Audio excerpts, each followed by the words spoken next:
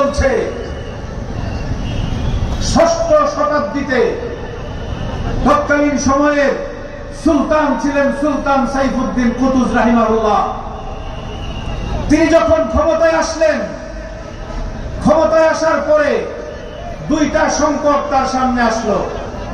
এক নম্বর সংকট হলো অর্থনীতিতে দেশের কাছে টাকা পয়সার অভাব, দেশে অর্থনৈতিক মন্দা। দ্বিতীয় নম্বর সংকট হলো অনিবার্য একটা যুদ্ধ করতে হবে।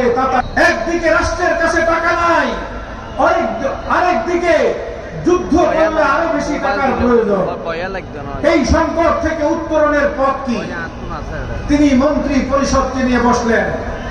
মন্ত্রীরা পরামর্শ, জনগণের উপর ট্যাক্স লাগায় দেন, জনগণের উপর ট্যাক্স বসায় দেন। সিদ্ধান্ত হলো জনগণের উপর ট্যাক্স লাগানো হবে। তৎকালীন সময়ের একজন ফকিহ ছিলেন বিচারপতি ইজ্জুদ্দিন ইবনে আব্দুস সালাম রাহিমাহুল্লাহ। তিনি এই সিদ্ধান্ত জানার পরে তিনি একটা ফতোয়া দিলেন, মুসলিম ভূখণ্ডের নাগরিকদের উপর ট্যাক্স লাগানোর অধিকার কোন সুলতানের নাই। ফতোয়া দিয়ে দিলেন যে ট্যাক্স লাগানোর কোন অধিকার রাষ্ট্র এবং কোন সুলতানের নাই। এবার সাইফুদ্দিন কুতুজ দৌড়ায় গেলেন ইজ্জুদ্দিন ইবনে আব্দুস সালাম। সব সমস্যার সমাধান দিতে পারে আল কোরআন, সব সমস্যার সমাধান দিতে পারে আল কোরআন। কোরআনের কাছে আসো, ব্যক্তিগত সমস্যার সমাধান পাবে। কোরআনের কাছে আসো, রাষ্ট্রীয় সমস্যার সমাধান পাবে। কোরআনের কাছে আসো, অর্থ ব্যবস্থার সমস্যার সমাধান পাবে। যে কোনো সমস্যা নিয়ে কোরআনের কাছে আসবা, সমাধান আছে না নাই? জোরে বলেন আছে না নাই? সুদ ভিত্তিক অর্থনীতিকে আল্লাহ ধ্বংস করেন, আর যাকাত ভিত্তিক অর্থনীতিতে আল্লাহ সমৃদ্ধি এবং প্রবৃদ্ধি দান করলেন।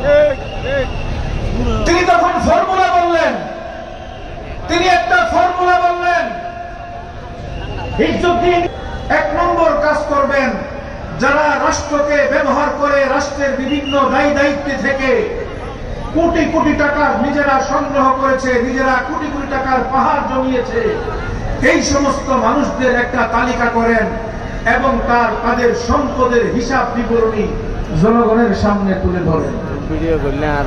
তারপরে প্রত্যেকের পরিবারে আপনার প্রয়োজনীয় সম্পদটা রেখে বাকি সম্পদ রাষ্ট্রীয় কোষাগারে সর্বপ্রথম আপনি দিবেন। এবার এই ফর্মুলাই কার্যক্রম শুরু হলো। রাষ্ট্রের এমপি, মন্ত্রী, সেনাবাহিনীর প্রধান, পুলিশের প্রধান, গুরুত্বপূর্ণ দায়িত্বশীলদের হিসাব, সম্পদের হিসাব যখন নেওয়া হলো, দেখা গেল মিশরে